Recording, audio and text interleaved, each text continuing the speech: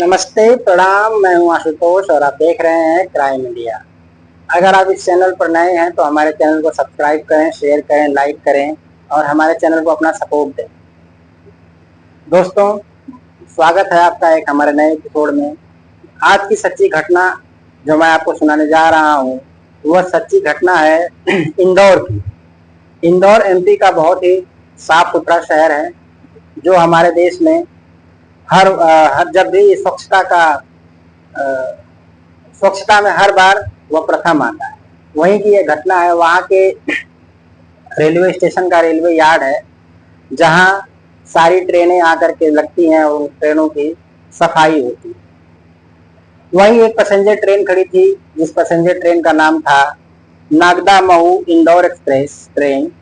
वह उस ट्रेन की भी सफाई चल रही। उस ट्रेन की सफाई करते करते एक सफाई कर्मी की नज़र एक बोगी में एक सीट के नीचे पड़ती है। तो जब सीट के नीचे उसकी नज़र पड़ती है तो उस सीट के नीचे एक बोरी रखी रहती है और उस बोरी को जब वह बाहर निकालता है तो देखता है कि बोरी के ऊपर खून के निशान लगे हैं। वह डर जाता है और रेलवे पुलिस को इन्फॉर्म करता है। इन्फॉर्म करने के बाद रेलवे पुलिस का प्रशासन वहां आता है और बोरी का जब मुंह खोला जाता है तो सभी के हाथ पांव फूल जाते हैं। दरअसल जब बोरी का मुंह खुलता है उसमें एक लाश मिलती है जिसका कि ना तो सिर होता है और ना ही हाथ और पैर, यानी कि सिर्फ गले से नीचे यानी सिर्फ धड़ होता है। अब पुलिस को उस लाश को देखने के बाद सोच में पड़ जाती है कि अभी लाश कहाँ से आई है, किसकी है, क्योंकि लाश की पहचान भी नहीं हो सकती जब तक कि उसका सिर ना हो। पुलिस मामला दर्ज कर लेती है और उसे हॉस्पिटल भेज देती है। यह घटना है 8 जून की। दिन था शनिवार का। इस घटना के 2 दिन बाद यानी सोमवार 10 तारीख को ऋषिकेश यानी इंदौर से ऋषिकेश की दूरी लगभग 1000 किलोमीटर है। तो ऋषिकेश रेलवे स्टेशन पे वहां पे भी एक ट्रेन की सफाई हो रही थी जिस ट्रेन का नाम था ऋषिकेश एक्सप्रेस। उसमें भी सफाई कर्मी जब सीट के नीचे एक देखता है तो वैसे ही एक बोरी पड़ी होती है। उस बोरी को भी वह जब निकालता है बाहर और तब उसको आरपीएफ को इन्फॉर्म करता है। आरपीएफ को इन्फॉर्म करने के बाद जब रेलवे पुलिस वहां आती है, उस बोरी का जब मुंह खोला जाता है तो उसमें भी एक लाश के कुछ टुकड़े मिलते हैं जिसमें 2 हाथ, 2 पैर और एक सिर मिलता है। पुलिस मामला मोर्चरी में दर्ज कर लेती है और उसको पोस्टमार्टम के लिए भेज दिया जाता है। 2 दिनों के अंदर 2 ट्रेनों में 2 बोरियों में लाश के अलग अलग टुकड़े मिलते हैं। एक बोरी ऋषिकेश में मिलती है, एक बोरी इंदौर में मिलती है। उस अब तो लाश जिसकी भी हो पुलिस को तफ्तीश तो करनी ही है। तो ऋषिकेश की रेलवे पुलिस क्या करती है कि खबर को फैलाती है और खबर फैलते जब यह इंदौर पहुंचती है तो इंदौर में जब ये सूचना मिलती है कि ऋषिकेश में भी एक बोरी मिली है जिसमें लाश के टुकड़े पाए गए हैं, तो इंदौर वाले कहते हैं कि हमारे यहाँ भी ऐसा ही हुआ है, हमारे यहाँ भी एक बोरी मिली है जिसमें लाश के टुकड़े हैं, जिसमें सिर नहीं है, हाथ पैर नहीं है, केवल धड़ है। तो अब इंदौर की पुलिस और ऋषिकेश की पुलिस दोनों जब एक दूसरे से संपर्क साधते हैं तो ये होता है कि चलिए अब लाश को इकट्ठा किया जाता है और ये देखा जाता है कि क्या पता ये दोनों टुकड़े एक ही लाश के हैं। और जब टुकड़ों को मिलाया जाता है तो पता चलता है कि ये सारे टुकड़े एक ही लाश के हैं। अब ये हुआ कि अब उसको क्योंकि पुलिस के पास कोई सबूत नहीं रहता है कि आखिर कातिल को तो बाद में पकड़ा जाएगा, पहले तो ये पता करना जरूरी है कि वो लाश किसकी है, मतलब वह मरने वाला कौन है। हालांकि वो मरने वाले इस धड़ देख करके पता चल जाता है कि लाश जो है वो किसी महिला की।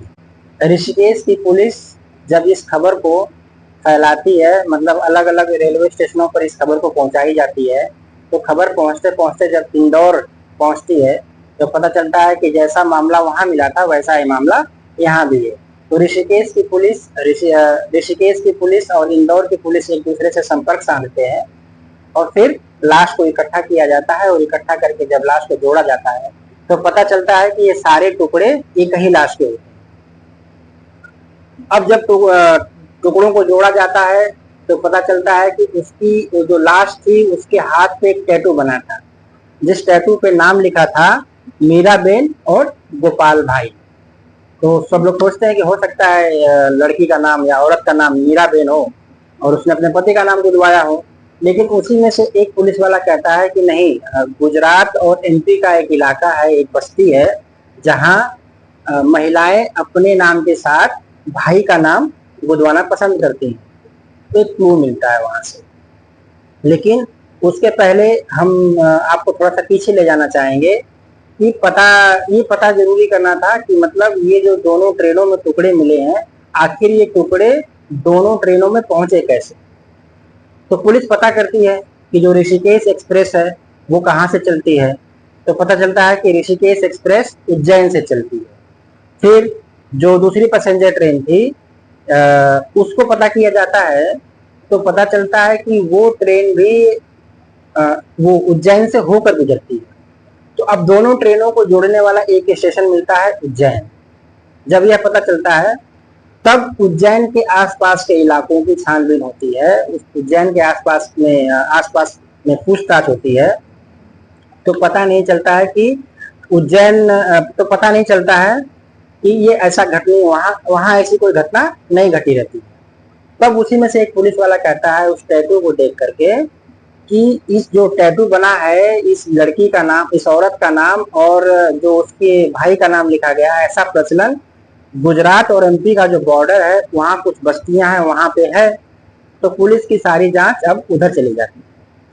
पुलिस की टीमें भेजी जाती हैं। जब वहां पता किया जाता है, लोगों से पूछताछ होती है तो पता चलता है कि हाँ ऐसा चलन है। फिर धीरे धीरे जब पुलिस बस्तियों में पूछताछ करती है तो पता चलता है कि एक शख्स ने मिसिंग की रिपोर्ट लिखवाई है, उसकी अपने वाइफ की मिसिंग की रिपोर्ट लिखवाई है। जब उस शख्स के पास जाते हैं, उससे पूछते हैं, तो उससे जब पूछते हैं कि मतलब हमें एक लाश मिली है जिसका नाम ये है, तो बताता है कि हाँ वो मेरी बीवी है और मेरी बीवी का ही नाम मीराबेन है और उसके भाई का नाम गोपाल भाई है। वो कंफर्म कर लेता है। तो वहां से फिर पुलिस उससे पूछती है कि क्या हुआ था, कैसे। तो बताता है कि 6 तारीख को मेरी बीवी से मेरी लड़ाई हो गई थी और वह गुस्सा होकर के घर छोड़कर चली गई थी और मैंने इसलिए नहीं ढूंढा कि मुझे लगा कि हो सकता है 2 दिन में 3 दिन में वापस आ जाए। लेकिन जब वो वापस नहीं आई तो मैंने 7 तारीख को FIR दर्ज करवा दी गुमशुदगी। पुलिस जब वहाँ नजदीकी पुलिस स्टेशन में जाती है तो पता चलता है कि हाँ एक रिपोर्ट लिखवाई गई है गुमशुदगी की। फिर पुलिस उससे पूछती है कि क्या इस दौरान यह आदमी कहीं गया था, बाहर गया था क्या। तो पुलिस बताती है कि नहीं, ये जब से रिपोर्ट लिखवाया तब से घर ही पे है। पुलिस को वहां से कुछ नहीं मिलता है और दोनों ट्रेनों को जोड़ने के लिए केवल एक क्लू रहता है, वह उज्जैन स्टेशन। अब पुलिस क्या करती है कि उज्जैन स्टेशन के पूरे CCTV कैमरे को खंगाला जाता है 7 तारीख का। 6 तारीख की शाम का और 7 तारीख का पूरा CCTV फुटेज देखा जाता है। तो उस एक कैमरे में मीराबेन नजर आती है और वो स्टेशन से बाहर जा रही होती है, तो उसके साथ एक शख्स भी नजर आता है। अब पुलिस जब आगे के कैमरों को देखती है, यानी शहर के कैमरों को देखती है, तो वो दोनों फिर एक साथ कहीं नजर नहीं आते। पुलिस की अब छानबीन वहीं रुक जाती है। अब पुलिस उस आदमी के बारे में पता करती है, उस शख्स के बारे में पता करती है जो मीराबेन के साथ था। तो जब आसपास के इलाकों में वहां पूछताछ होती है तो पता चलता है कि हाँ ये कमलेश पटेल नाम का एक आदमी है जिसका कैटरिंग का धंधा है और वो उसी सिलसिले में यहाँ वहां आता जाता रहता है और उस दिन भी वो इसी सिलसिले में स्टेशन पर आया था। अब पुलिस कमलेश पटेल पूछते पूछते कमलेश पटेल के पास पहुंचती। कमलेश पटेल से जब पूछताछ करती है तो वो साफ मना कर देता है कि नहीं, मैं इस महिला को नहीं जानता हूँ। हाँ उस दिन इससे मेरी मुलाकात हुई थी क्योंकि वह गुस्से में थी, घर से भागे हुए थे, तो मैं समझा बुझा करके उसको मैं वहां से चला गया। उसके बाद वह कहाँ गई मुझे नहीं पता। पुलिस अब फिर पूछताछ करके वापस आ जाती है। तो जब पुलिस वापस आ जाती है तो फिर क्लू तो कोई मिलता नहीं है, क्योंकि तो पुलिस 2-3 दिन बाद फिर कमलेश के घर जाती है, इसलिए उनको लगता है कि आखिरी बार मीराबेन के साथ कमलेश था, तो हो सकता है उसके घर में अगर मीराबेन गई हो तो कुछ न कुछ सबूत वहां पे मिल जाए। पुलिस केवल और केवल इसलिए वहां जाती है कि कोई न कोई क्लू, कोई न कोई सुराग उसके घर में मिल जाए। खैर पुलिस जब वहां जाती है, वहां सर्च ऑपरेशन चलाती है, हर जगह ढूंढती है पुलिस, लेकिन पुलिस के हाथ कुछ नहीं लगता है। फिर पुलिस, अब कुछ नहीं निकला तो पुलिस वहां से निकलती है, तो घर के बाहर निकलती है। जब पुलिस घर के बाहर निकलती है तो घर के बाहर गेट के पास एक औरत बैठी थी। पुलिस ने कमलेश से पूछा कि ये औरत कौन है, तो कमलेश कहता है कि मेरी वाइफ है। जब पुलिस ने उससे पूछने की कोशिश की तो वह इशारों में कुछ बता रही थी, लेकिन पुलिस को कुछ समझ नहीं आ रहा था। तभी कमलेश कहता है कि वह गूंगी भी है और बहरी भी है। अब पुलिस को लगा कि तब इससे क्या पूछताछ करें। पुलिस फिर वापस चली जाती है। वापस जाने के बाद जब अफसरों से डिस्कशन होता है, ऑफिसर से डिस्कशन होता है, तो उसमें से एक ऑफिसर कहता है कि गूंगे बहरे भी बात करते हैं, उनकी भी एक लैंग्वेज है, साइन लैंग्वेज। साइन लैंग्वेज में वो बात करते हैं।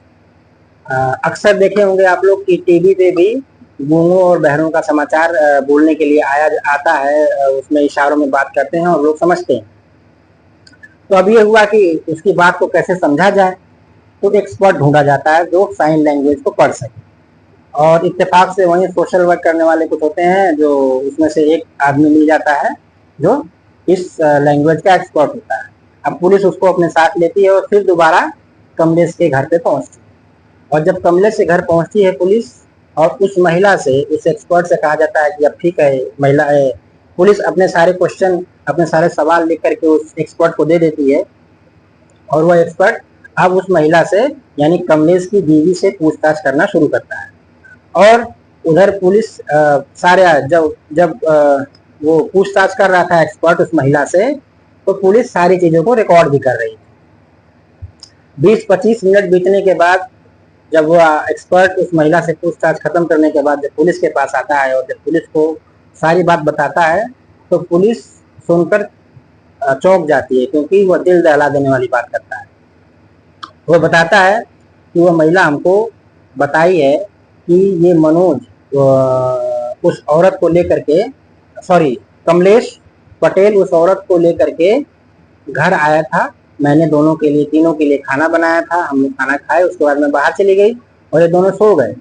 जब मैं घर वापस लौटी तो मैंने देखा कि कमलेश लाश के टुकड़े कर करके 2 अलग अलग बोरों में भर रहा है।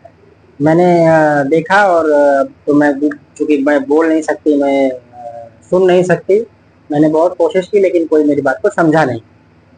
इसके बाद ये चला गया। उसके बाद कहाँ गया मुझे नहीं पता। अब इतना जब बात पुलिस सुनती है, तब उसके बाद पुलिस कमलेश पटेल को हिरासत में लेती है और फिर उससे सख्ती से पूछताछ करती है। और जब सख्ती से पूछताछ करती है पुलिस, तब मनोज सारी बात बताता है, सारी कहानी बताता है। मनोज कहता है कि हाँ, उस महिला को मैं अपने साथ लाया था। उसके बाद हम लोगों ने रात में खाना खाया, वो सो गई। सोने के बाद उसके खाने में मैंने कुछ मिला दिया था और वो बेहोश हो गई। बेहोशी की हालत में मैंने उसका फायदा उठाने की कोशिश की, उससे मैंने जबरदस्ती करने की कोशिश की, लेकिन वो पूरा बेहोश नहीं हुई थी, जग गई और वो विरोध करने लगी। विरोध करने के बाद वो चिल्लाने लगी। मैंने उसका मुंह दबाया। मुंह दबाने के बाद वो नहीं मानी, तो मैंने उसका गला दबा दिया, और गला दबाने के बाद मैंने उसकी हत्या कर दी। अब मैं डर गया कि इसकी लाश को क्या करूं, तो उसकी लाश को मैंने टुकड़े किए और 2 अलग अलग बोरों में रखकर पहुंचा उज्जैन स्टेशन। वहां उज्जैन स्टेशन जब रेलवे यार्ड में पहुंचा तो देखा कि एक एक्सप्रेस खड़ी है जो उसको जाना था ऋषिकेश। तो चूंकि मुझे नहीं मालूम था कि उसका टाइम हो गया है, तो मैं एक बोरी बाहर रख करके, एक बोरी अभी बोगी में रख ही रहा था, तब तक उसका टाइम हो गया और वह प्लेटफॉर्म पे जाने के लिए शुरू हो जाती है, चलने लगती है। मैं डर जाता हूँ। फिर आनंद फानंद में वहां से उतरता हूँ और अब सोचता हूँ कि एक बोरी तो मैंने रख दी, दूसरी बोरी कहाँ रखूँ। तो दूसरी बोरी एक वहीं उसी के बगल में एक ट्रेन खड़ी थी जो कि एक्सप्रेस थी, सॉरी पैसेंजर थी। अब दूसरी बोरी को मैंने उसमें रख दिया। और मेरा ये मैं सोचता था कि मैं चाह रहा था कि दोनों बोरी को एक ही ट्रेन में रखूं, लेकिन क्योंकि वो ट्रेन चल दी, मैं उसमें नहीं रख पाया, इसलिए मैंने इस बोरी को इसमें रख दिया। और दोनों, एक ट्रेन इंदौर पहुंच गई और एक ट्रेन ऋषिकेश पहुंची। बाकी तो आगे आप लोग जानते ही। जब मनोज ये सारा खुलासा करता है तो मनोज को पुलिस पकड़ती है, उसके ऊपर मुकदमा 302 का लगाती है और उसे जेल भेज दिया जाता है। और बाकी आगे की तफ्तीश में पुलिस जुट जाती है। और उधर जब ये सारी बातें पता चलती हैं और पता चलता है कि नहीं, ये सारी बातों का खुलासा मनोज की वाइफ ने किया है, जो कि गूंगी और बहरी है, लोग उसकी बहुत तारीफ करते हैं। और एक मैसेज भी जाता है कि एक पति जिसका पति है वही खूनी है, उसको पकड़वाने में उसने किस तरह से पुलिस की मदद की। तो दोस्तों, आज की कहानी में इतना ही, और मैं आगे बताना चाहता हूँ कि हमें भी आसपास के हो रही घटनाओं के बारे में अगर हम कुछ जानते हैं तो हमें भी पुलिस की हेल्प करनी चाहिए, ताकि दूसरों के साथ ऐसी कोई घटना न घट जाए जो अगल बगल में किसी के साथ हुई हो, ताकि लोग सतर्क रहें और सावधान रहें। दोस्तों, आज की कहानी सुनाने का मकसद हमारा सिर्फ इतना ही है कि आप सबको जागरूक कर सकें और आप सतर्क रहें, सुरक्षित रहें। जय हिंद, जय भारत।